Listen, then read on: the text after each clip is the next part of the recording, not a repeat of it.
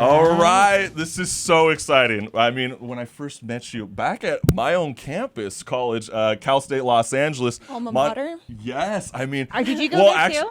No, did you go there? Okay. Oh, I was going to say, I got one more what? year. I got one more year of graduate I school. went to San Diego State University. Ever heard of her? She's Beautiful iconic. and awesome, and a Yeah. party campus. And I didn't do much partying. I was studying. Were you now? Hence Were you why really you studying? are a boss lady right now. Studying film. No, I'm just really amazed with how you got started because you're super young like us, you're a millennial like us, and you are the colorist of so many great films that we all love, especially Spider-Man Into the Spider-Verse. Let me preface that by saying that I was an assistant colorist on it. I don't want to be saying things that I didn't do, and I don't want people to come for my neck. And no, that's true, and I think that's such a great question that you're getting at because when people are thinking about film and they hear colorist, they're thinking, well, what does even a colorist do? And myself, I study television film, so I have an idea about this, but people don't realize that there's these really big coloring houses, right? Right. And they're all part of this big team. So like when you're dealing with the main colorist, a part of Spider-Man Into the Spider-Verse, how does that usually communication get started when they're trying to explain their vision to you?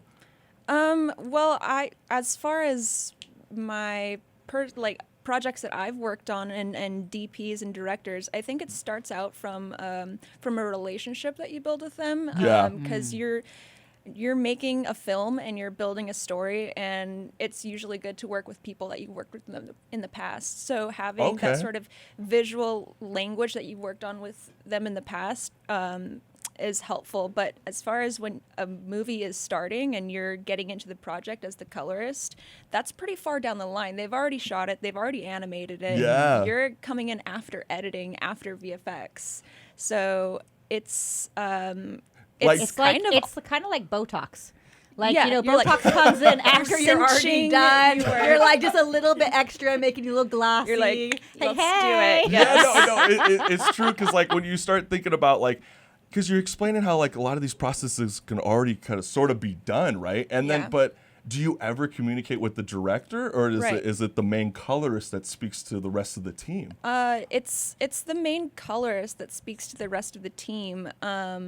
It's the colorist and the director and the cinematographer or the director of photography. Right. So they have meetings and they talk about watch this movie. This is a really good reference for what I want my movie to look like. Or look at this painting. Look at this Renaissance painting. Yeah. So it comes from like inspiration comes from all sorts of different places. No, it's really wild because like but can we like just for a second though like break down the stereotype of like what a colorist is, because like a lot of people, I mean, Marissa, you said such a funny thing to me over the week. So I was like, well, does she color inside the lines or outside the lines? And where do you start Like, first? how do I get Lilac to be like you? Do I have to like make sure she's coloring in the lines? No. No, you color in both sides of the lines. You just splatter painting everywhere. She's a splatterer. I like it. Because, yes. because like when I started thinking about films, like yeah, she's a splatter. She's She's like throwing stuff like, beautiful. Yeah, it's not like the typical in your original Windows software, the paint menu, and you used to just click the fill button. It doesn't just necessarily work like that, right? Not necessarily, although they'd be much more fun.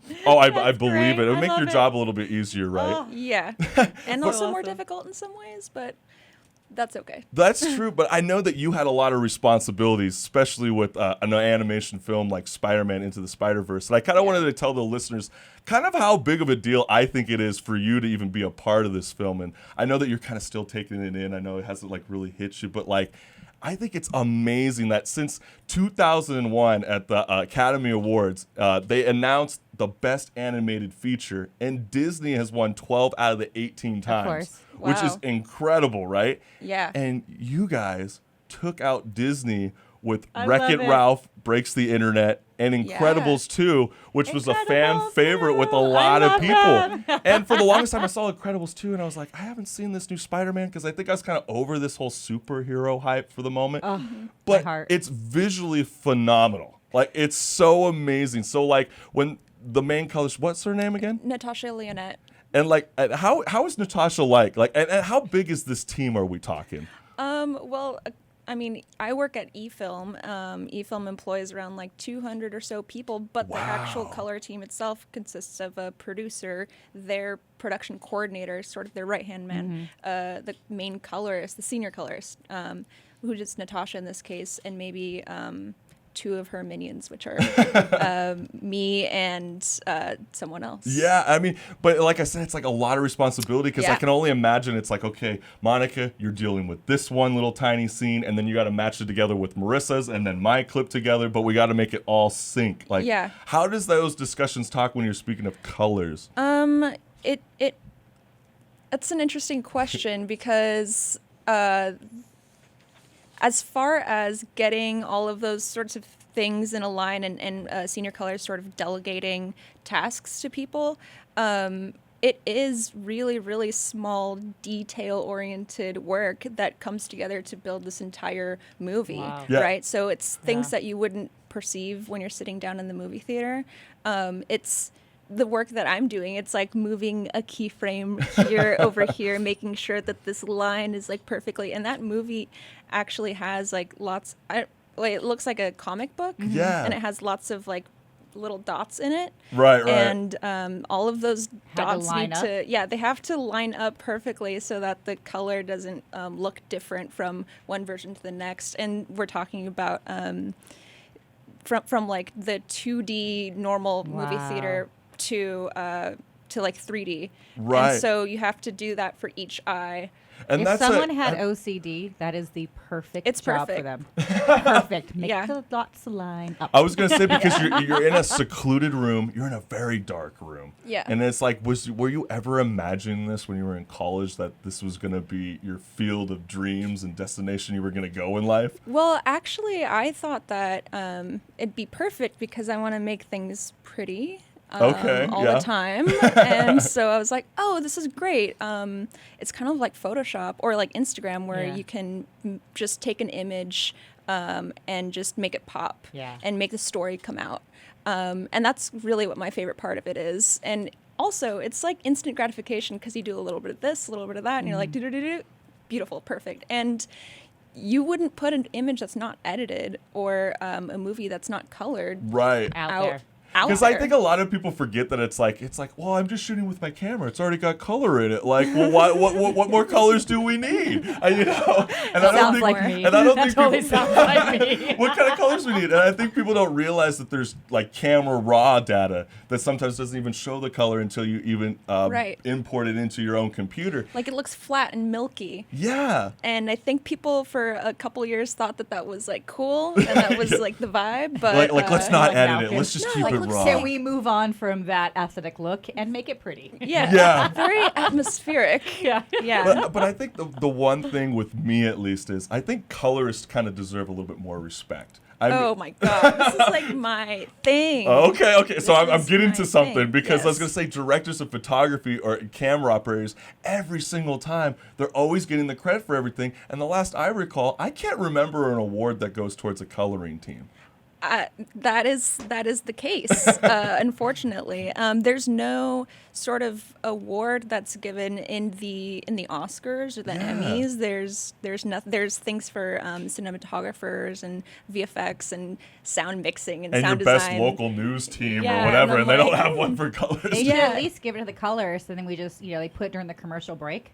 So Oh, that's terrible. That's like the best metal performance. I don't like that. No, Metallica got snubbed. I'm good at that, and I don't mind at all. But yeah, right. That's true. That's true. Yeah, but there is one award, but it's very like under the radar. It's from the Hollywood Post Association, and it's given to the outstanding color grading in a feature film and for commercials. But that's not something that people know about. Yeah, Right. I had no It's idea. not an Oscar or whatever. So I think I'd like to see over the span of my career a category being given out to colorists. Do you guys have like a guild that you're part of? It's very like I don't think it's all that real. It's kind of like started in the past couple years, I think, but there's not really a guild. And the way colorists are represented is through the color house that they work at, like eFilm, or I work at Technicolor, or I work at Company 3. Instead of directors or writers or cinematographers who are represented by agencies. That's why it's such a family, like you said. Like everybody kind of just knows each other, because like once you get into those coloring houses, it kind of just sets the tone for the rest of your career if you stick around long enough, right? Yeah, pay your dues. And Yeah, and what I would ask you is, it's like for anybody that's out there that's like an editor who wants to be a colorist, like what were kind of some tips, I guess, you can give to them that like wants to jump into a position that you're in right now? So I was an editor actually before I was doing color to pay the bills, because color is a very niche, specific thing, and it's hard. There aren't that many of those opportunities available at a high level. That's true. Yeah. Because I know when I was working on my first short film that I directed, I was freaking out trying to find a colorist. Yeah. And then I didn't even know how to get the conversation started. You're like so high. So is your Instagram pretty? Yeah, I know, right? I'm like, is that my first reference? Yeah. I know, right? Don't check my website first. Just check the Instagram right away. I have a really killer Instagram filter, and I know how to tone down the colors. There we go.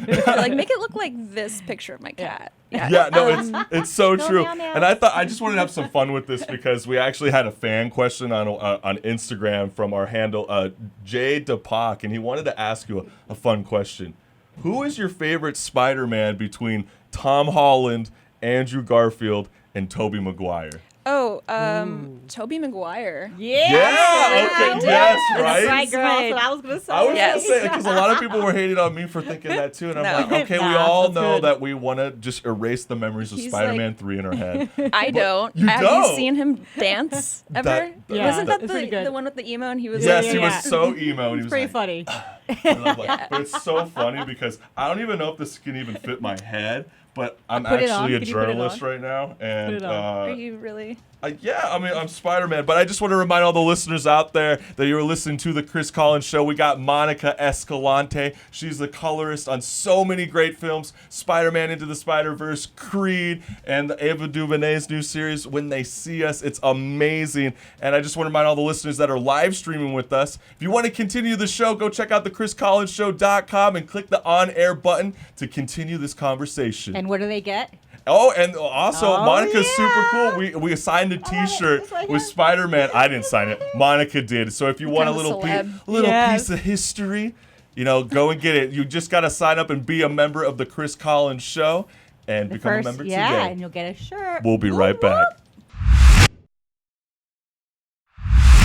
Well, I was cracking up so much because I was trying to put on this Spider-Man mask, and I have such a big head. Oh my God. I mean, it's so weird. I have the biggest head, and I kind of embarrass myself. You know what they say about people with big heads? What do they say? Big socks? No, they have big noses. Oh, that's right. Big noses. So silly. But hey, I just want to remind all the listeners out there that you are listening to The Chris Collins Show. And we got Monica J. Escalante. She's a colorist on so many great films that we all love. Spider-Man, Into the Spider-Verse, Creed, When They See Us. And, I just want to ask you right out the gate, is there like any current project that you're working on that you're just totally stoked to be a part of? Ooh, I signed an NDA. That's what I was about to ask. Can you even say it? Ooh, I signed but you know what the that beauty means you're working. Hey, at least, listeners, I tried to get her to spill the bean, but the best way to do it is you got to follow her Instagram handle. What's your Instagram handle? Oh, it's Monica J. Escalante, and I recently changed it from Gremlin Queen. So I like Gremlin Queen better. That's hilarious. Awesome. I had to rebrand people. This is 2019. And as we get older too, it's like, okay, that was cute in high school, and then like if you're still a Gremlin Queen at 60, that is little awkward. I've relinquished my throne. Someone else can take my handle, but I think you're getting into something that's so important to know a little bit more about you. Gremlin Queen. Oh my gosh. Where did this come from? Oh, just I feel like I'm always in a dark theater working, like hunched over, like like an array of buttons and light things, and I'm pressing things, and I just feel like a gremlin. I think that's well, the you look best like way the to describe it. gremlins before the water hits them. Oh my gosh, thank where you you're so like all much. cute and cuddly Aw, and sweet. So, wow. yeah, I don't know about at work, but Yeah, I think mean, that's how it works. They go, we play nice in the dark, but once you get us out in like. But awkward, Chris. Awkward. At least I was funny. You were not. I was trying to see if we could spill some dirt out of Monica, but we totally understand this industry. But another question I could throw at you is, because you've already been working on so many great films as it is, what kind of film was like one of your favorite projects to work on, and why? You know what? I think Creed 2 was probably one of my favorite projects. Yeah. It was a time when the director would come in for like every VFX review, and that's look at. He was looking at the roto and the people like Michael B. Jordan. Is this Stallone that we're talking about? Did he direct this one? No. This was Creed 2 was directed by. I know I'm having a brain for it. Creed 2 was. That's not good for me. No, but anyway, you're fine. You're good. Later. Yeah. No, that was probably one of my favorite ones because, the director and the DP and the post supervisor were all coming in every day and like they were just looking at it. And it was one of my first times grading in the room for like these really big names, and I was like not failing, which was great. That's good. Yeah, That's so always really good. it was just like a really nice moment for me, and like building myself up like mentally in my head, and also showing people that I can do it. And I don't need to be a seasoned colorist of like 30, 40 years to be able to do good work in the room. That's so true. And I mean, especially when we talk about movies like Creed compared to an animation film like Spider-Man that you just worked on. Very different. So, like, is there a different process when you're handling like these motion fight scenes that are happening? Especially with Creed, there's a lot of dynamic slow hits that are slow-mo effects. And I can only imagine that messes with color so much when you slow it down. It does. I mean, it's not necessarily the slowing down, but it's the VFX coming in. There's like lots of different VFX people working on it, so they'll have different sort of colors that they put in. I mean, this is like totally a fake arena, right? They sort of built this and put all of these people in there, and they're just so detail oriented, and it makes me have to really, really look at the image and try to dissect it like that. So it's made me more aware of what VFX is supposed to look like. But I think with that sequence, or all the fighting sequences, it was difficult. It'd be a little bit more difficult to match. And at the end of the day, color is about keeping you in the narrative loop keeping you connected to the story, because if you're looking at a movie and one shot is blue and the next shot is kind of magenta, you're like, that looks weird. What just happened? And our eye goes to anything that is slightly different. Yeah, like right away. And you're like, oh, and then you're not thinking about the movie anymore. anymore. You're thinking about because there's always like kind of basic ruling that some of us filmmakers you're a color kind of know. storyteller. Yeah, no, it's so true, because there's certain stories, like the one example I can think of is like Ozarks, for example. You know, it's a very blue tinted feel, and it makes you feel very uncomfortable, like something's lurking coming out from those lakes, right? And then like if we start thinking about, or like when we go back in time, right, in some films we'd like to go for that orange texture, right? It's like sepia look, like So I think recently, this past weekend, I colored a short film, and she literally brought in photos of that were taken on Portrait 800 stock, and she's like, "Look at this! I want the movie to look like this." And I'd just be looking at it from time to time and like coloring it to match, and that's like a photographic thing that is not really evident that much in like animated stuff. Yeah. Right? So it's very specific to stuff that's captured on camera. That's true. And I was going to say, like, do you start with like a LUT? Is there like a certain kind of like pre-context of a LUT you kind of start with first and then kind of go with it? Or is it like every film kind of approaches it differently? Well, it depends. I think a lot of feature films do start with a LUT. If it's starting in sort of like that flat range. Gotcha. Kind of give you an idea. It gets you... it takes the flat into something that's suitable for the screen. Right. So it's a good starting off place. So yeah, sometimes I do use a LUT, but for a lot of commercial work, sometimes I won't use a I was LUT. going to say, too, I think people don't realize, too, even with video playbacks, that, like, even certain screens and projectors all project different colors, and you have to edit around all those kind of things. Yeah. So people don't realize the respect that, or no respect, actually, that the colors respect actually get. around There's, here. there's really no respect. I mean, there's a lot of work into it, and it's really no joke. I mean, you could be watching one of the greatest coloring jobs that Monica has done with her whole team. If you're gonna do yourself a disservice if you watch Spider-Man on a projector. Unless it's not the greatest projector you've ever seen in your life. Unless it's IMAX. Yeah, IMAX or like the Dolby Vision stuff. It's like cool, good technology that just is like gonna be the norm in a couple years. I know. You know what's gonna be the norm?